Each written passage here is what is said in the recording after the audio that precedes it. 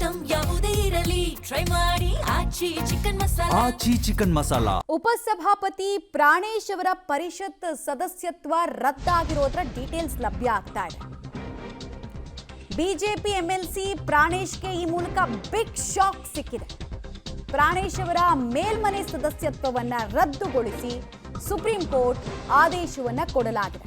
ನಾಮನಿರ್ದೇಶಿತರ ಮತದಾನದ ಹಕ್ಕನ್ನ ಪ್ರಶ್ನಿಸಿ ಕಾನೂನಿನ ಮೊರೆ ಹೋಗಿದ್ರು ಕಾಂಗ್ರೆಸ್ನ ಕ್ಯಾಂಡಿಡೇಟ್ ಗಾಯತ್ರಿ ಅವರು. ಅವರ ವಾದಕ್ಕೆ ಪುರಸ್ಕಾರ ಸಿಕ್ಕಿದೆ. ಕೇವಲ 6 ಮತಗಳ ಅಂತರದಿಂದ ಪ್ರಾಣೇಶ್ ಹಿಂದಿನ ಚುನಾವಣೆಯಲ್ಲಿ ಗೆದ್ದಿರ್ತಾರೆ. ಅಂದ್ರೆ 2021 ಎಲೆಕ್ಷನ್ ಪೆಟಿಷನ್ನ ತೀರ್ಪು ಇವಾಗ ಬಂದಿದೆ. ಸುದೀರ್ಘ ವಿಚಾರಣೆಯ ಬಳಿಕ ಆವತ್ತು ಬಿದ್ದ ಮತಗಳು ಅಸಿಂಧು ಅಂತ ಸುಪ್ರೀಂ ಕೋರ್ಟ್ ತೀರ್ಪನ್ನ ಕೊಟ್ಟಿದೆ. ಕಾಂಗ್ರೆಸ್ನ ಗಾಯತ್ರಿ ಶಾಂತೇಗೌಡಗೆ ಅದೃಷ್ಟ ಒಲಿದಿದೆ. ಎಂಎಲ್ಸಿ ಪ್ರಾಣೇಶ್ ಹೈಕೋರ್ಟ್ ಮೊರೆ ಕೂಡ ಹೋಗಿದ್ರು. ಸುಪ್ರೀಂ ಕೋರ್ಟ್ ಮೊರೆ ಹೋಗೋ ಕೆಲಸವನ್ನ ಗಾಯತ್ರಿ ಅವರು ಮಾಡಿದ್ರು. ಫೈನಲಿ ಈಗ ಇವರಿಗೆ ಜಯ ಸಿಕ್ಕಿದೆ. 4.5 ವರ್ಷಗಳಿಂದ ಸುಪ್ರೀಂ ಕೋರ್ಟ್ನಲ್ಲಿ ಸುದೀರ್ಘ ಹೋರಾಟ ಮಾಡಿ ಇವತ್ತು ಚಿಕ್ಕಮಗಳೂರಿನ ಗಾಯತ್ರಿ ಶಾಂತೇಗೌಡ ಅವರು MLC ಆಗಿ ಆಯ್ಕೆ ಆಗಿರುವಂಥದ್ದು. ಈ ಬಗ್ಗೆ ಮಾತಾಡೋದಕ್ಕೆ ಅವ್ರು ನಮ್ಮ ಜೊತೆ ಇದ್ದಾರೆ. ಅವ್ರನ್ನೂ ಸಹ ಮಾತಾಡ್ಸೋಣ. ಮೇಡಮ್ ನಮಸ್ತೆ. ಮೇಡಮ್ ಅಂತಂದೀಗ ಕಳೆದ 4.5 ವರ್ಷಗಳ ಕಾಲ ಹೈಕೋರ್ಟಲ್ಲೂ ಹೋರಾಟ ಮಾಡ್ತಿದ್ವಿ, ಸುಪ್ರೀಂ ಕೋರ್ಟ್ನಲ್ಲೂ ಕೂಡ ಹೋರಾಟ ಮಾಡ್ತಾ ಇದ್ದೆ. ಇವತ್ತು ನೀವು MLC ಆಗಿ ಆಯ್ಕೆ ಆಗಿರುವಂಥದ್ದು. ಮೇಡಮ್ ತಮ್ಮ ಮೊದಲ ಪ್ರತಿಕ್ರಿಯೆ? ಈಗ ನನ್ನ MLC ಆಗಿ 4 ವರ್ಷದಿಂದ ಕೋರ್ಟಲ್ಲಿ ನಾವು ನ್ಯಾಯಕ್ಕಾಗಿ ಹೋರಾಟವನ್ನು ಮಾಡ್ತಾ ಇದ್ವಿ.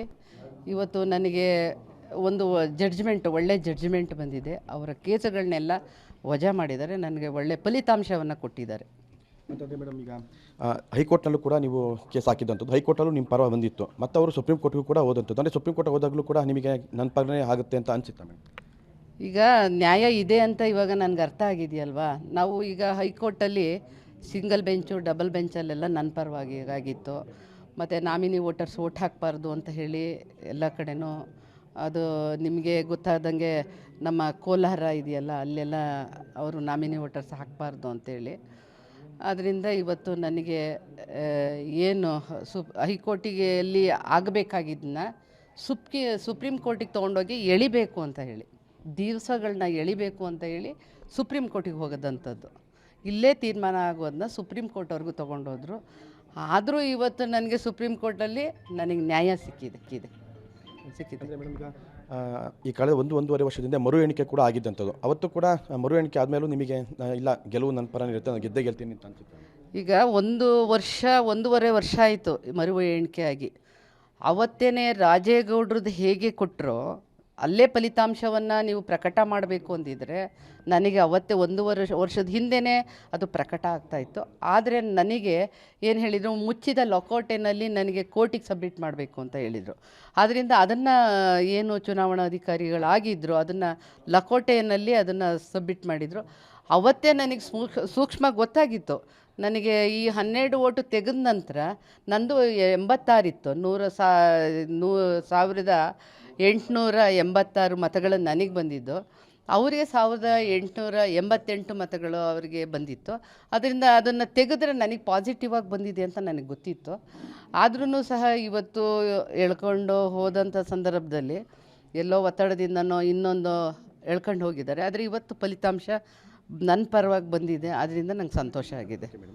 ಚಿಕ್ಕಮಗಳೂರು ಜಿಲ್ಲೆಯಲ್ಲಿ 5-5 ಕಾಂಗ್ರೆಸ್ ಗೆಲ್ಲೋದ್ರಲ್ಲಿ ಗಾಯತ್ರಿ ಶಾಂತೇಗೌಡರ ಪಾತ್ರನೂ ಕೂಡ ಹಿರಿದಿರುವಂಥದ್ದು. ಕಳೆದ 3-4 ದಶಕಗಳಿಂದ ಪಕ್ಷದಲ್ಲಿ ಇರುವಂಥವ್ರು. ಸಚಿವ ಸಂಪುಟ ವಿಸ್ತರಣೆ ಆಗುವಂಥ ಸಂದರ್ಭ ಮೇಡಮ್ ಈಗ ಆಗ್ತಾ ಇದೆ. ಈಗ ನೀವು ಸಚಿವ ಸ್ಥಾನದ ಆಕಾಂಕ್ಷಿನ ಮೇಡಮ್?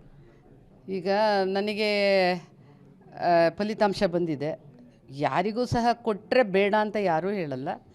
ನನಗೂ ಆಸೆ ಅನ್ನೋದು ಇದ್ದೇ ಇರುತ್ತೆ. ಯಾಕೆ ಅಂತ ಹೇಳಿದ್ರೆ ನನಗಿಂತ ನನ್ನ ಕಾರ್ಯಕರ್ತರಿಗೆ ಜಾಸ್ತಿ ಇದೆ. ಯಾಕೆ ಅಂತ ಹೇಳಿದ್ರೆ ಇವತ್ತು ಸಾವಿರಾರು ಜನ ನನಗೆ ಇಲ್ಲಿ ಜಿಲ್ಲಾ ಮಟ್ಟದಲ್ಲಿರ್ಬೋದು, ರಾಜ್ಯ ಮಟ್ಟದಲ್ಲಿರ್ಬೋದು ಅನೇಕ ಜನ ನನಗೆ ದೂರವಾಣಿ ಮುಖಾಂತರ ಶುಭಾಶಯಗಳನ್ನು ಕೋರ್ತಾ ಇದ್ದಾರೆ. ಅವ್ರು ಏನು ಹೇಳ್ತಾ ಇದ್ದಾರೆ ಅಂದರೆ, ನೀವು ಮಂತ್ರಿ ಆಗಬೇಕಕ್ಕ ನಮ್ಮ ಜಿಲ್ಲೆಗೆ, ನೀವು ಮಂತ್ರಿ ಆಗಬೇಕು ನಮ್ಮ ಜಿಲ್ಲೆಗೆ. ನಮ್ಮ ಜಿಲ್ಲೆಯಲ್ಲಿ ಯಾರೂ ಇಲ್ಲದಂಥ ಸಂದರ್ಭದಲ್ಲಿ MLAಗಳೇ ಇಲ್ಲದಂಥ ಸಂದರ್ಭದಲ್ಲಿ ನೀವು ಪಕ್ಷವನ್ನು ಕಟ್ಟಿ ಅದಕ್ಕೆ ನ್ಯಾಯವನ್ನು ಒದಗಿಸಿದ್ರೆ ಅದನ್ನು ನೀವು ಆಗಬೇಕು ಅಂತ ನಮ್ಮ ಕಾರ್ಯಕರ್ತರ ಅಭಿಲಾಷೆ ಆಗಿದೆ. 4.5 ವರ್ಷ ಅನ್ಯಾಯ ಆಯಿತು, ಬೇಜಾರಾಗಿದೆ ಮೇಡಮ್? ಬೇಜಾರು ಮಾಡ್ಕೊಳ್ಳೋ ಪ್ರಶ್ನೆನೇ ಇಲ್ಲ ಇದರಲ್ಲಿ. ಯಾಕೆ ಅಂತ ಹೇಳಿದ್ರೆ ನಾವು ಎರಡಕ್ಕೂ ಸಿದ್ಧವಾಗಿರಬೇಕು. ಇವತ್ತು ಯುಗಾದಿ ಹಬ್ಬದಲ್ಲಿ ಬೇವು ಬೆಲ್ಲ ಎರಡೂ ತಿಂತೀವಲ್ವಾ. ಸಿಹಿ ಬಂದಾಗ ಖುಷಿಯಾಗೋದು, ಕಹಿ ಬಂದಾಗ ಬೇಜಾರಾಗೋದಿಲ್ಲ. ಇವತ್ತು ನನ್ನ ಪರವಾಗಿ ಬಂದಿದೆ, ನನಗಿವತ್ತು ಖುಷಿಯಾಗಿದೆ. ಇದು ಗಾಯತ್ರಿ ಶಾಂತೇಗೌಡ ಅವರ ಮಾತಾಗಿರುವಂಥದ್ದು. ಕ್ಯಾಮರಾಮನ್ ಪುನೀತ್ ಜೊತೆ ನಾರಾಯಣಗೌಡ, ಪಬ್ಲಿಕ್ ಟಿವಿ, ಚಿಕ್ಕಮಗಳೂರು.